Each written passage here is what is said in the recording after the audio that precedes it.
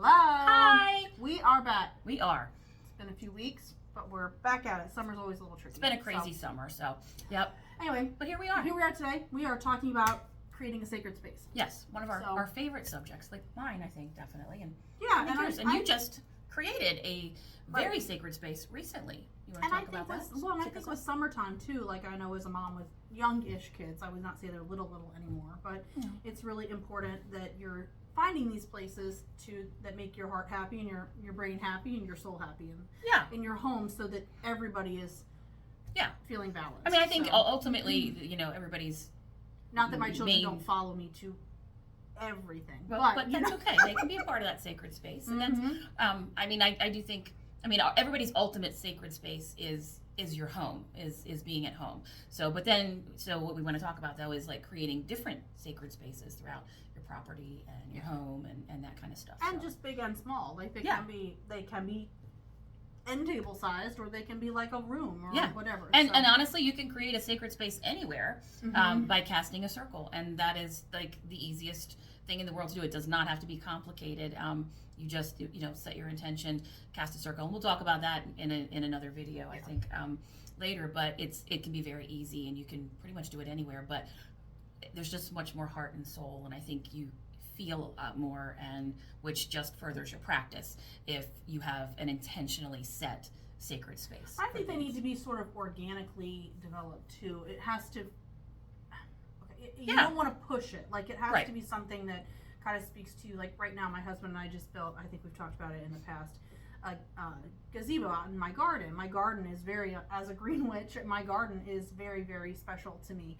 And it is a place that brings me a lot of peace. Not when it's 105 degrees. I will tell you that has not brought me peace. No. But in general, my garden is somewhere that I like to spend a couple hours a day if I can. And, putting a gazebo out in the middle of it where I can listen to music, my favorite stuff, because I'm also very drawn to music. So for me, being able to listen to music out in my garden, and my chickens are there, and you guys have done a lot of rituals. I mean, by yourself and as a family, you've done a lot of rituals there, and that's this just makes it's so special that you created that with intention. Correct. To do those things out there. You know? I think so too. So, and I would say that's probably my biggest sacred space. But then there are little areas too. Like I have a little nook in my living room that's like my chair. They call it my bird chair. I got my bird chair, and that's my space. So I think that Yeah, I mean, and I have lots of sacred spaces throughout our house and on our property, and there is I think in doing one outside, it just creates. Pick an area that you are drawn to, and there is. I'm actually kind of doing two. I'm doing the whole side of my house, and it's going to be an ongoing project, especially since I can't get out there with the heat. This. I don't know if anybody else has experienced the heat that the Mid-Atlantic has had, but it has been insanely hot and dry here for weeks. Yes, it's been miserable. Yeah, and the humidity though has just been suffocating, awful. So, but it's put a little of that outdoor stuff on hold. Yes, it has. Well, this week's going to be our week, they say. It is. It's going to be in the 70s this week. I don't care if it rains all week. I don't care either. I'm going to be out there.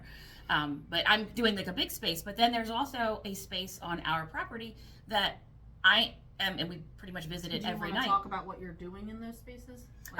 Yeah. I mean, well, the one down at the corner of our property, I haven't done anything there, but I've always been drawn to yet. I haven't done anything there yet. And basically, that's going to be very simple. I just want a bench out there at that spot, and it's actually at a spot in our property.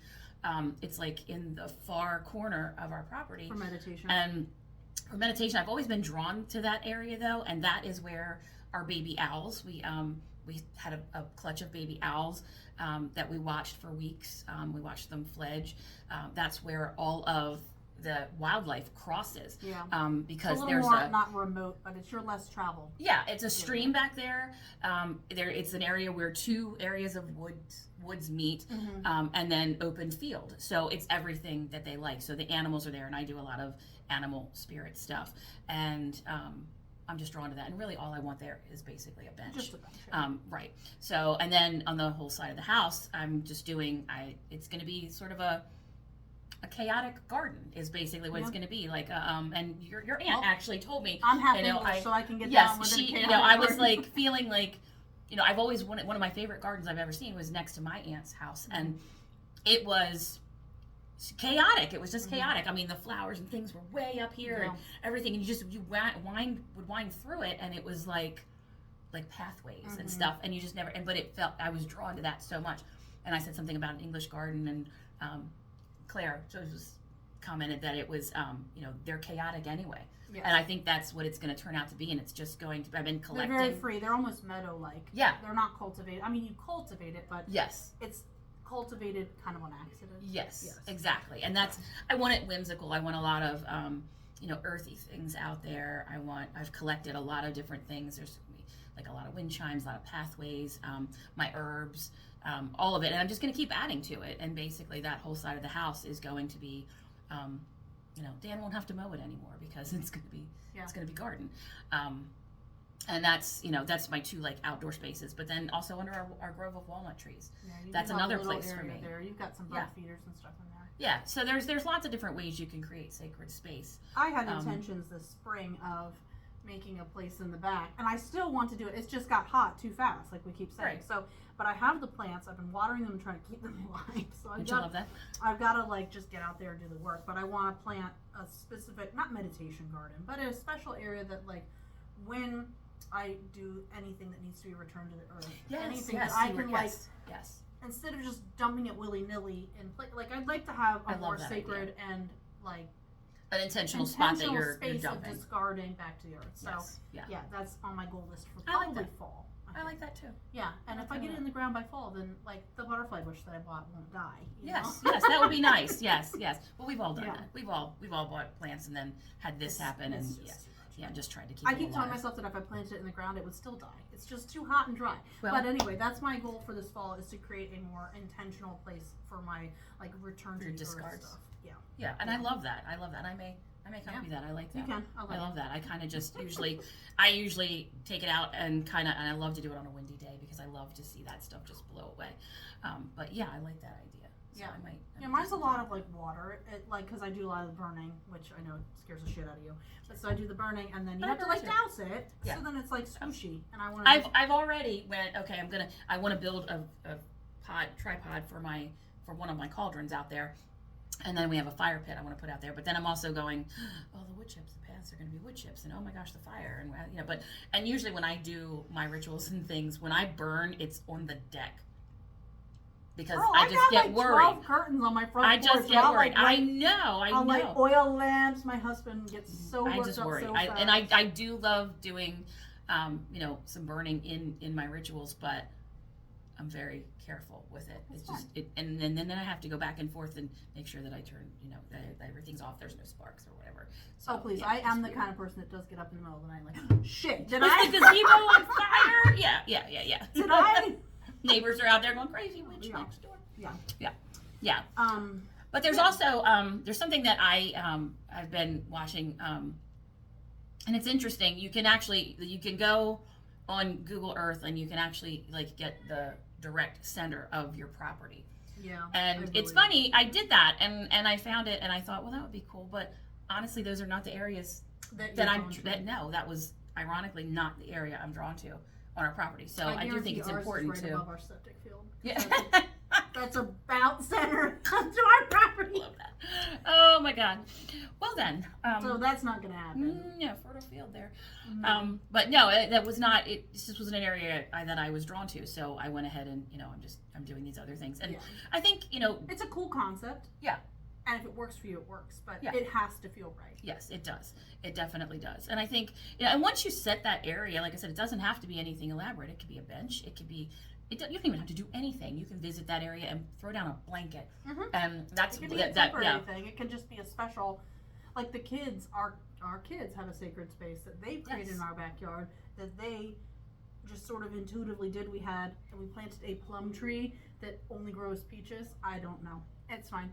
So they play around and under the peach tree, and when our dog was killed outside, he is buried under there. The kid's guinea pig is under there. Like there's like this very it's a sacred area. They chose that. They want their pets with them out there. It's sort of like and they're drawn to it for a reason. I mean, that's we're all drawn to certain areas for a reason, and it's something that you need to pay attention to. I mean, whether children are even better at it than us. I would never have picked the back corner of that where they are, but they both are very drawn to it, and they did. So. And we also kind of why also too. True, but that's a whole another story.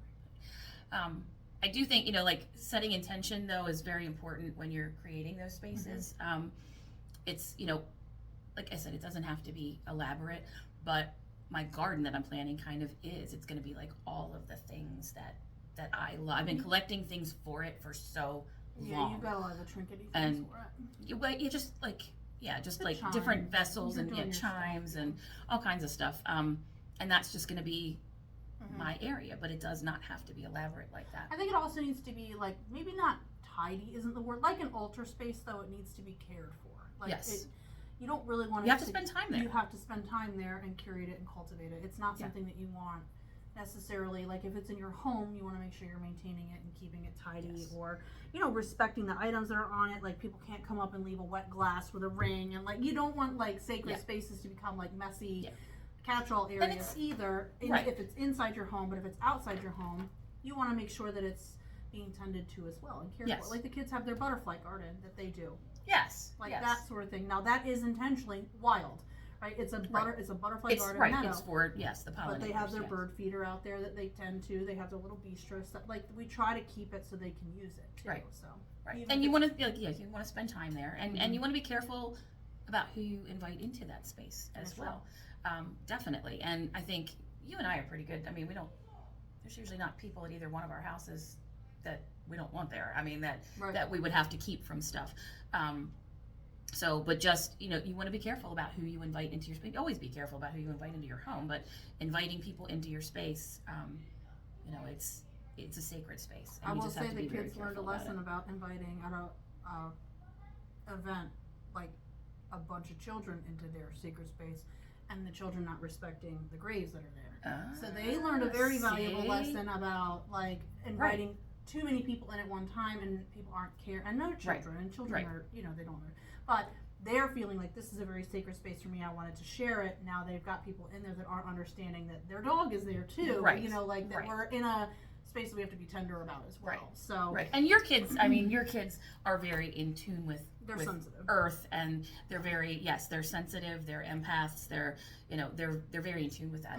And it's funny, most kids really inherently are, but if the parents aren't on board with it, sometimes it gets away fast, and if nobody's nurturing that part of them, it gets away from them. So so that's probably what they experienced there. But it's good that they experienced that. Oh yeah, it's a learning lesson, right? And then you also learn when it's time to say in a polite way, let's go play somewhere else. Yeah, exactly. This isn't working. Yeah. Let's go over there. Yeah. So, but I think, and even it doesn't even have to be a space of your own. I mean, if you have a space, it's like you live in an apartment, you live outside, you are outside though. A beach, like I said, you can create a sacred space anywhere, even if you're not. Just by casting a circle and filling it with intention, you can do that. So it doesn't have to be if you don't have property and or it something. Can be somewhere that just makes you feel good, like a favorite park, or like you go and that's your it feels good to you and you have a sentimental attachment to it. Right. Because there are a lot of people like Donna and I live very country lives. So it is easy for us to create, it's easier, I should say, for us to create outdoor spaces because we live on a little bit of land each. Yes. So we have that. But it's important to remember that you don't have to live like in a single family home. You can live in a townhome, you can live in an apartment, and you can create these spaces within your home or outside. Even if you just have a balcony apartment, a balcony is a great place. You could put up a set of wind chimes and a little potted plant and a little chair and it's your porch. It's like our, your porch. And my back porch is another sacred spot for me. Like rolling hills and endless space to create this. You can do this in a very limited amount of space. So. Yes, and it's important to have them in your home too. And we both have multiple places in our home that are sacred. We both, I think, work really hard to make our entire home pretty much a sacred space. I would say so. And I do think once you make those things, I think people feel that when they come into your house. I really do. People they feel come the hominess to of it. both of our they come and they linger and they look in the background. My house is like a museum. yes, and mine is much the same. It's just there's neat things. There's things to see. There's things that have energy in there, and there's something to be said for that. And I think, can and tell people you where feel that. everything in my house came from. Yes, me too. Thing. Yeah, me too. Where it came from, who gave it to me, where did I find it? Yep. You know? Yep. Yeah, anything like that. Yeah. So, yeah, I don't know. I think it's a very organic, natural thing that should happen. Yes, and if you don't have one, think about it. Do it, because it will further your practice. It will further, your knowledge. You will learn things from it for sure. You will also eventually, I think, develop.